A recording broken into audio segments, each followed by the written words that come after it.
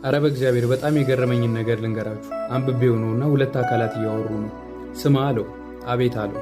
ማታ እንቅልፍህን ልትተኛ እየተዘጋጀህ 10 ሚሊዮን ብር ብሰጥ ትቀበለኛለህ ወይ አለው።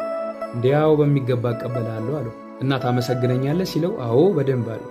ግን ደግሞ ይህን 10 ሚሊዮን ብር የምትወስደው ሞተህ እንደምታደር ከተስማማህ ነው አለው። እና አሁንስ ትቀበላለህ ሲለው አረ በፍጹም አልቀበልም አለው። አየህ አለው፣ ተኝቶ መንቃት ከእንደዚህ አይነት ውድ ብርም የሚበልጥ ነው። ግን ደግሞ እንደዚህ አይነት ውድ ነገር የሚሰጥን ፈጣሪ ግን በሚገባ መስግን አታውቅም አለ።